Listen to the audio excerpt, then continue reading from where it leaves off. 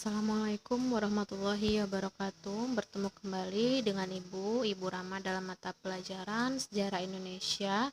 Kali ini akan kita bahas yaitu masuknya agama Hindu-Buddha ke Indonesia. Yang pertama akan kita bahas yaitu lahirnya dan perkembangan agama Hindu. Agama Hindu diyakini lahir di India yaitu sekitar tahun 1500 sebelum Masehi. Nah, para ahli sejarah meyakini bahwa bekas kota Mohenjo-daro dan Harappa di lembah Sungai Indus merupakan tempat di mana agama ini tumbuh dan berkembang. Agama Hindu tumbuh bersamaan dengan kedatangan bangsa Arya atau Indo-Jerman ke India sekitar tahun 1500 sebelum Masehi. Mereka datang melalui celah Khyber dan mendesak bangsa Dravida dan Munda yang telah mendiami daerah tersebut. Lalu bangsa Dravida ini merupakan bangsa asli India. Oleh karena terdesak oleh kedatangan bangsa Arya, bangsa Dravida kemudian berpindah dan menetap di dataran tinggi Deccan. Bangsa Arya membangun sistem kepercayaan dan kemasyarakatan tertentu, ini yaitu memuja banyak dewa. Di antara para dewa yang dipuja terdapat 3 dewa utama yang disebut dengan Trimurti, yaitu Brahmana, dewa pencipta, Wisnu, dewa pelindung, dan Siwa, dewa penghancur. Pemujaan terhadap para dewa tersebut dipimpin oleh sekelompok pendeta atau Brahmana. Para Brahmana kemudian menuliskan berbagai ajaran ritual dan dijadikan pedoman dalam melaksanakan upacara keagamaan. Tulisan-tulisan tersebut disatukan dalam kitab yang disebut dengan Kitab Weda. Kitab Weda terdiri dari 4, yaitu Rigveda, Yajurveda, Samaweda, dan Atharvaveda. Rigveda merupakan kitab tertua dan ditulis antara tahun 1300 dan 1000 sebelum Masehi. Kitab ini berisi syair-syair atau pujian kepada para dewa. Yajurveda berisi pedoman pengorbanan atau sesajian terhadap para dewa. Samaweda berisi nyanyian pemujaan. Atharvaveda berisi kumpulan mantra-mantra gaib. Pada masa itu mereka juga telah mengenal pembagian masyarakat atas kasta-kasta tertentu, yaitu yang pertama Brahmana, ini bertugas mengurus soal kehidupan keagamaan. Yang kedua kasta ksatria, berkewajiban menjalankan pemerintahan termasuk mempertahankan negara. Yang ketiga itu kasta Waisya, bertugas untuk berdagang, bertani dan beternak. Dan selanjutnya yang terakhir itu kasta Sudra, bertugas untuk melakukan pekerjaan-pekerjaan kasar seperti perbudakan. Selanjutnya kita akan bahas tentang lahirnya agama Buddha.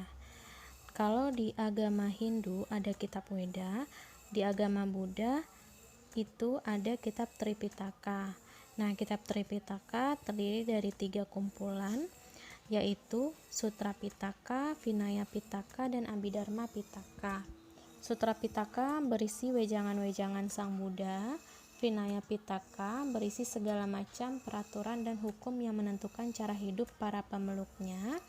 Abhidharma Pitaka ini berisi tentang penjelasan dan kupasan soal keagamaan. Dalam perkembangannya, agama Buddha pecah menjadi 2 aliran, yaitu aliran Hinayana dan Mahayana. Aliran Hinayana mengajarkan bahwa untuk mencapai nirwana sangat tergantung pada usaha diri melakukan meditasi. Kalau aliran Mahayana mengajarkan bahwa untuk mencapai nirwana, setiap orang harus mengembangkan kebijaksanaan dan sifat welas asih. Dengan demikian, pendeta harus memberikan petunjuk dan bimbingan kepada pengikutnya agar dapat mencapai nirwana bersama.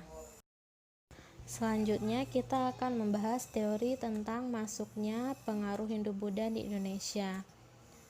Yang pertama ada teori Brahmana, Ksatria, Waisya, dan Sudra. Yang pertama kita akan membahas tentang teori Brahmana. Teori Brahmana dengan tokoh pendukungnya antara lain J.C. Van Leur.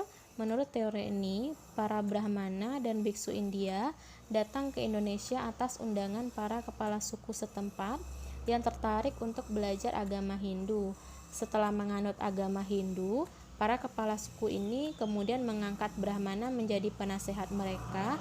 Dari lingkungan istana, agama ini kemudian menyebar luas ke tengah masyarakat kecil. Yang kedua yaitu teori Ksatria dengan tokoh pendukungnya antara lain F.D.K. Bose. Menurut teori ini, raja-raja India datang menyerang dan mengalahkan suku-suku Indonesia. Mereka kemudian mendirikan kerajaan-kerajaan Hindu-Buddha di Indonesia. Yang ketiga itu teori Waisya dengan tokoh pendukungnya antara lain N.G. Krom. Menurut teori ini, pengaruh Hindu dan Buddha dibawa dan disebarluaskan oleh para pedagang India yang juga berasimilasi dengan penduduk setempat. Yang terakhir adalah teori Sudra. Menurut teori ini, kaum Sudra yang dipandang rendah dalam masyarakat India pergi dan menetap ke Indonesia.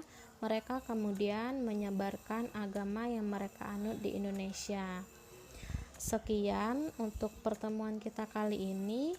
Untuk tugas, nanti mohon dibuat rangkuman mengenai yang ada di video ini. Rangkumannya dibuat di buku catatan. Lalu foto rangkuman tersebut upload ke Classroom. Untuk nama di Classroom mohon diubah sesuai dengan nama yang ada di absen dan sertakan nomor absen. Sekian, terima kasih. Assalamualaikum warahmatullahi wabarakatuh.